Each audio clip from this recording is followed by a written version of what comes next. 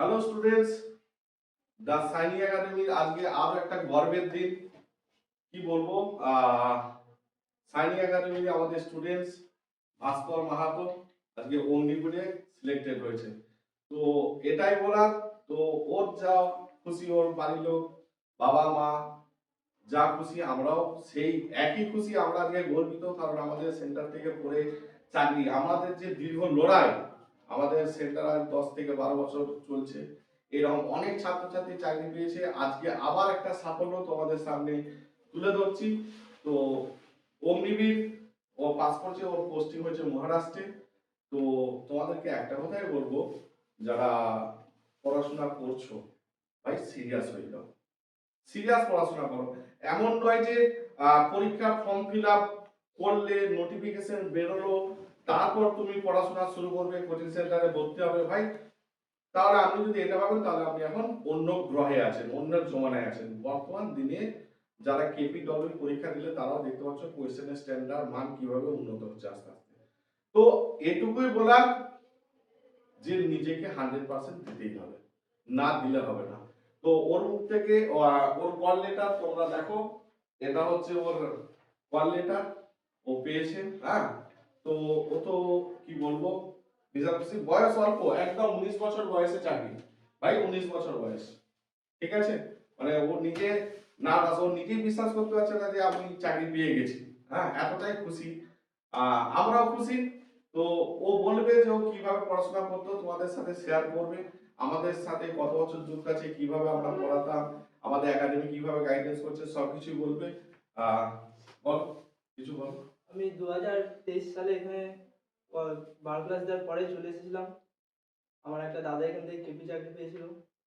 তারপরে দাদাকে বলার পর দাদা বললো, তাই তুইও ডিফেন্স লাইনে যেতে চাস তো, প্র্যাকটিস করিস আমাদের সাথে। দাদা বললো তাহলে যা। যে তারপরে সাইনি একাডেমির সাথে প্রভাস দাকে আমি ফোন করলাম একদিন রাতে। তো প্রভাস দা বললো ঠিক আছে এসো। যে একদিন এলাম আমি, তখন প্রথম ঢুকেছিলাম, আমি কিচ্ছু জানতাম না। তারপরে সুশান্ত দা ছিল, প্রভাস দা, আরো অনেক স্যার ম্যাম ছিল, আমাকে ধরে ধরে করিয়ে আজ আমি এই জায়গায়। এটুকুই বলবো। যারা পেতে চায়, যারা পেতে চাও তারা মন দিয়ে পড়ো। আমি তো সত্যি আমি পড়তাম কেমন, আমি সারাদিন পড়তাম না, তাও তো যেটুকু তো রাতে বাস 2 থেকে 3 ঘন্টা। ম্যাম ছিল, ম্যামকে আমি পেছনে বসে যখন চাকরি দিতে, সবাই ম্যামও জানে আমি বেশি পড়তাম না। এটা জাস্ট ওয়ালটা দিত আর আমি রাতে ম্যাম জিকে গুলো দিত সেইটুকুই জিকে করতাম, ওর বাইরে আমি জিকে কিছুই করতাম না। অপূর্বদা থাকতো, সব স্যাররাই আমাকে সাপোর্ট করেছিল, এই জন্য আজকে আমি এই জায়গায়।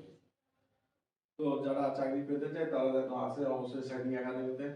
যারা চাকরি পেতে চাও তারা অবশ্যই এসো। সাইনি একাডেমি আমাদের পৌঁছি স্টেশনের একদম পাশেই। পাশেই। তো আমরা ওকে আজকে একটু সম্বোধন জানাবো। আহ, এত খুশির দিন, তো আমাদের উত্তরীয় পড়িয়ে দিচ্ছে আমাদের ম্যাম। এসো, বিউটি ম্যাম ওকে উত্তরীয় পড়িয়ে একটু সম্বোধন জানাচ্ছে। কারণ আমরা এটা করে থাকি, টিচার্স ডেতেও করে থাকি, কিন্তু ও যেহেতু চলে যাবে সেহেতু আমরা এখনই ওকে সম্বোধনা দিয়ে দিচ্ছি। হ্যাঁ, একটু তোমরা হাততালি দাও।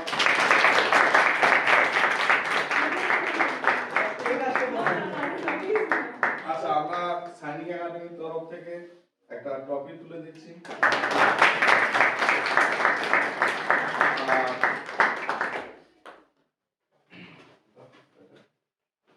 আচ্ছা চলো, এটা না, ভালো থেকো, এটা ভালো, ঠিক আছে? একদম পড়াশোনা করতে হবে ভালোভাবে, এটুকুই বলার। যদি নিজে জায়গা তৈরি রাখতে পারো, মানে নিজেকে যদি প্রতিষ্ঠিত করতে চাও, তাহলে ভাই পড়াশোনা রীতিমতো করে যাও, না করলে কিচ্ছু হবে না। মানে এই 19 বছর বয়সে চাকরি পেয়েছে, তাহলে তুমি বোঝো যে চাকরি কিন্তু আছে, নেই এমন নয় যে চাকরি পাবো না। ফার্স্ট ইয়ার বুঝছো, হতে পারে কারো 1 বছর 2 বছর, ও 2 বছর আমাদের সাথে আজ লেগে আছে, কিন্তু সাকসেস এইচএস এর পর থেকে চলে এসেছে ভাই। আমাদের এখানে যারা এই ভিডিওটা দূর থেকে দেখছো, অন্য রাজ্য থেকে বা আমাদের হুগলির বাইরে অন্য জেলা থেকে, তাদেরকেও বলবো আমাদের আবাসিকেরও ব্যবস্থা আছে, যে এমন নয় যে শুধু এখানে পড়াশোনা হয়। হ্যাঁ, তোমরা আবাসিকে খাওয়া দাওয়া সবকিছু তোমরা এখানে ফেসিলিটিস পেয়ে যাবে। তো দেরি না করে অতি সত্বর তোমরা যোগাযোগ করো। ধন্যবাদ, ঠিক আছে, চলো।